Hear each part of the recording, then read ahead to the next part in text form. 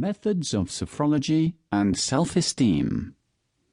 Sophrology is an outstanding tool for restoring self-confidence as it acts directly on self-image through practices of visualization and mental imagery.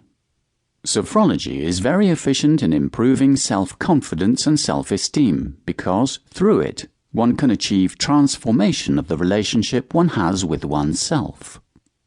Sophrology brings about relaxation and grants access to subconscious and unconscious resources. That way, it enables one to transform one's thought patterns so that they are consistent with a much greater self-confidence. Above all, the practice of sophrology in everyday life is a way of taking control of one's life and acquiring autonomy by learning better self-management. Of course, to achieve good results, one needs to practice regularly so as to let new reflexes that will oppose our old thought patterns sink firm roots. To practice sophrology is a pledge of well-being. Introduction to Sophrology. Relaxation in Sophrology. Sophrology is much more than a method for relaxation. It is also a tool for self-management. In sophrology, relaxation is overall a foundation, a way to access more advanced methods. To practice sophrology induces relaxation, but it is both a method and a consequence of the practice.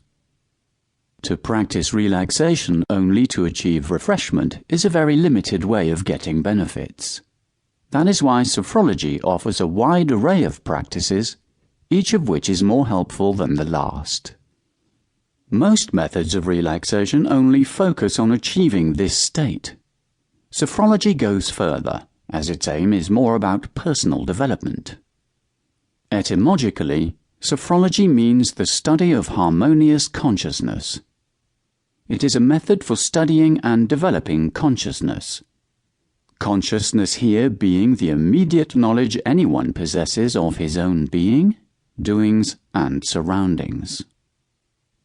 According to Vitoz's principles of sensorial re-education, man possesses two abilities, to emit and to receive. Thought emits, consciousness receives. This reception is achieved through psychosensorial images. Sophrology develops one's receptivity and widens one's field of consciousness, which is to say the way one perceives oneself, others, and one's surroundings. Therefore, the practice of sophrology is a tool designed to develop awareness.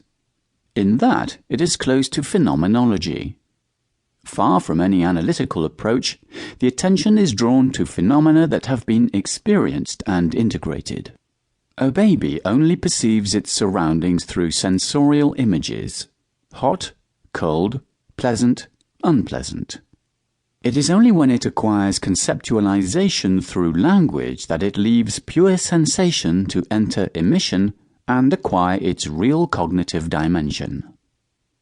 Thoughts, representative patterns, and mental images are fabricated by the individual interrelating with his environment, and therefore produce a distorted, reductive, even dysfunctional worldview. Sophrology provides a rightful return to phenomena and sensations. One is liberated from any determinism and becomes able to get in touch with oneself, to develop one's potentials, to achieve better self-knowledge, and to enlarge a field of consciousness that was, until then, reduced and hindered. Considered as a tool to gain awareness more than an isolated discipline, sophrology would be more of an efficient tool for developing and exponentiating any pedagogic, therapeutic, or prophylactic approach, and therefore a way of increasing their effects.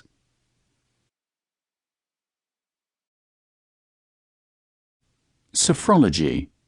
Exercises. Here are 3 relaxation exercises. Exercise 1. Lying on the ground, take enough time to settle yourself comfortably so that you feel like you are adhering to the ground. Take all the space you need. Spread your arms and